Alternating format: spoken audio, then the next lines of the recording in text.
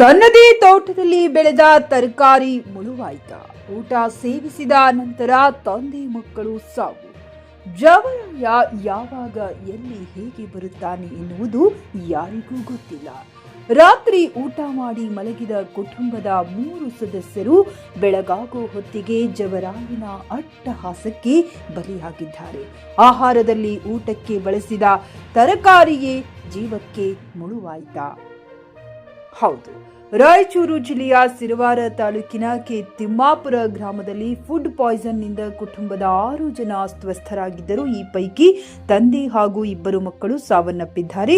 38 ವರ್ಷದ ರಮೇಶ್, 8 ವರ್ಷದ ನಾಗಮ್ಮ, 6 ವರ್ಷದ ದೀಪಾ ಮೃತ ದುರ್ದೈವಿಗಳು. ಪತ್ನಿ ಪದ್ಮಾ ಹಾಗೂ 2 ಮಕ್ಕಳಾದ ಕೃಷ್ಣ, ಚೈತ್ರರನ್ನ ರಾಯಚೂರಿನ ರಿಮ್ಸ್ ಆಸ್ಪತ್ರೆಗೆ ದಾಖಲಿಸಲಾಗಿದ್ದು ಚಿಕಿತ್ಸೆ ಮುಂದುವರೆದಿದೆ.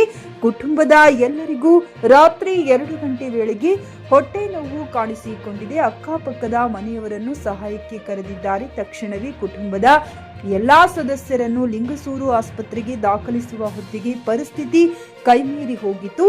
ಆಸ್ಪತ್ರೆಯಲ್ಲಿ ಚಿಕಿತ್ಸೆ ಫಲಿಸದೆ ತಂದೆ ಮಕ್ಕಳು ಮೃತಪಟ್ಟಿದ್ದರು.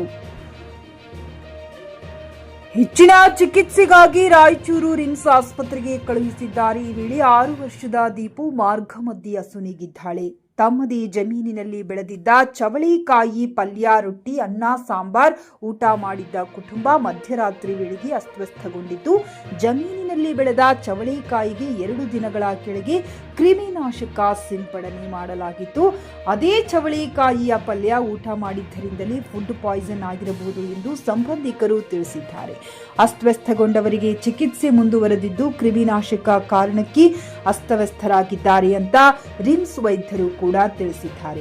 ಯಾವ ವಿಷಕಾರಕ ವಸ್ತುಗಳು ದೇಹಕ್ಕೆ ಸೇರಿವೆ ಅನ್ನೋದು ಇನ್ನೂ ತಿಳಿದು ಬಂದಿಲ್ಲ ಎನ್ನುತ್ತಾರೆ.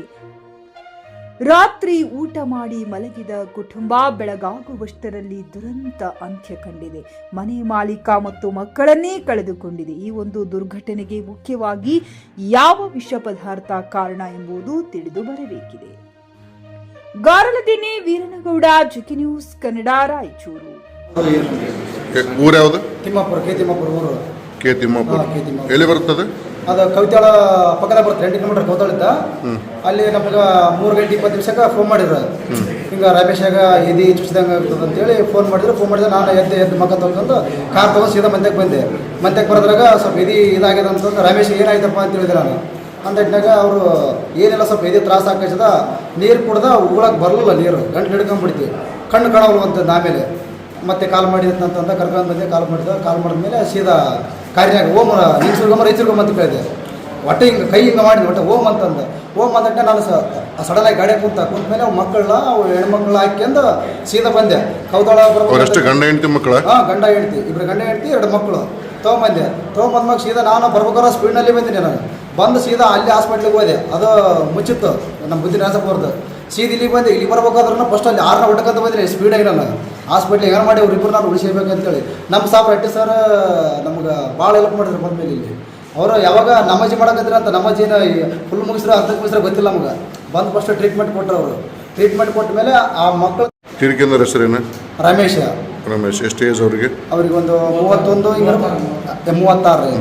ಇನ್ನೊಂದು ಹುಡುಗಿ ನಾಗರತ್ನ ಆಗಿರ್ಬೋದು, ನಾಗಮ್ಮ. ಆ ಹುಡುಗಿ ಏಜ್ ಹೆಸರು? ಆ ಹುಡುಗಿ ಇನ್ನ ಒಂದು 6-7 ವರ್ಷ ಇರ್ಬೋದು ಅಷ್ಟೇ. 6 ವರ್ಷ. ಈಗ ಉಳಿದವ್ರು ತಾಯಿ ಮಗಳು? ತಾಯಿ ಮಗಳದ್ರಿ. ತಾಯಿ ಸ್ವಲ್ಪ ಮಾತಾಡ್ತಾಳ್ರಿ, ಮಗಳಿಗೆ ಫುಲ್ ಸೀರಿಯಸ್ ಐತ್ರಿ. ತಾಯಿ ಮಾತಾಡ್ತಾಳೆ, ಮಗಳಿಗೆ ಸೀರಿಯಸ್ ಐತಿ. ತಾಯಿ ಹೆಸರೇನು? ತಾಯಿ ಹೆಸರು ಪದ್ಮ ರೀ. ಪದ್ಮ. ಇನ್ನೊಂದು ಹುಡುಗಿ ಉಳಿದತ್ತಲ್ಲ, ಆ ಹುಡುಗಿ ಹೆಸರು? ಇನ್ನೊಂದು ಹುಡುಗಿ ಹೆಸರು ಸಣ್ಣ ಹುಡುಗಿ, ದೀಪಾ. ದೀಪಾ ರೀ.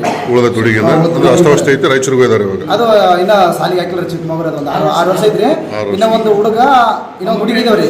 ಅವ್ರಿಗೆ ಇಬ್ಬರಿಗೆ ಚೆನ್ನಾಗಿದಾರೆ. ಅವ್ರನ್ನ ರಾಯಚೂರಿಗೆ ಹಾಸ್ಪಿಟ್ಲಿಗೆ ಹೋಗಕ ಇದು ಮಾಡಿ. ಟೋಟಲ್ 6 ಜನ ಅವರು? ಒಟ್ಟು 6 ಜನ ರೀ. 4 ಮಕ್ಕಳು, 2 ಗಂಡ ಹೇಳ್ತೀರಿ. ಅವ್ರ ಪ್ರಾಪರ್ ಊರು ಕಡ್ಡೋಣಿ? ತಿಮ್ಮಾಪುರ, ಕೆ ತಿಮ್ಮಾಪುರ. ಪಿಯುಸಿ ಮುಗಿಸಿ ನರ್ಸಿಂಗ್ ಮಾಡಲು ಹಾಗೂ ಫಿಸಿಯೋಥೆರಪಿ ಮಾಡಲು ಇಚ್ಛಿಸುವವರಿಗೆ ಉತ್ತಮ ಅವಕಾಶ. ಹುಮ್ನಾಬಾದ್ನ HKDETಯ Umadevi Patil college of nursing ನಲ್ಲಿ BSc ನರ್ಸಿಂಗ್ ಹಾಗೂ ಡಿಪ್ಲೊಮಾ ನರ್ಸಿಂಗ್ ಕೋರ್ಸ್ ಲಭ್ಯ ಹಾಗೂ ಭೀಮರಾವ್ ಪಾಟೀಲ್ ಕಾಲೇಜ್ ಆಫ್ ಫಿಸಿಯೋಥೆರಪಿನಲ್ಲಿ ಬಿಬಿಟಿ ಮತ್ತು ಎಂಪಿಟಿ ಸ್ನಾತಕೋತ್ತರ ಪದವಿ ಲಭ್ಯವಿದೆ. ಇಲ್ಲಿ ಪ್ರವೇಶ ಪ್ರಾರಂಭವಾಗಿದ್ದು ಉತ್ತಮವಾದ ಕ್ಲಾಸ್ ರೂಮ್, ಅನುಭವವುಳ್ಳ ಅಧ್ಯಾಪಕರಿಂದ ಬೋಧನೆ, ಪ್ರತ್ಯೇಕ ಲ್ಯಾಬ್ಗಳ ವ್ಯವಸ್ಥೆ, ಹೈಟೆಕ್ ಆಸ್ಪತ್ರೆಯೂ ಲಭ್ಯವಿದೆ ಹಾಗೂ ವಿದ್ಯಾರ್ಥಿಗಳಿಗೆ ಪ್ರತ್ಯೇಕ ಹಾಸ್ಟೆಲ್ ವ್ಯವಸ್ಥೆಯೂ ಲಭ್ಯವಿದೆ. ಹಾಗಿದ್ರೆ ತಡೆಯಾಕೆ, ಹಿಂದೆ ಭೇಟಿ ನೀಡಿ. NH65 ರಸ್ತೆ, ವೀರಭದ್ರಗಿರಿ, ಸಿಂದನಕೀರ ಕ್ರಾಸ್, ಹುಮ್ನಾಬಾದ್. ಹೆಚ್ಚಿನ ಮಾಹಿತಿಗಾಗಿ ಸಂಪರ್ಕಿಸಿ ಆಡಳಿತಾಧಿಕಾರಿ ಡಾಕ್ಟರ್ ಸದಾನಂದ ಪತ್ರಿ 9019078988.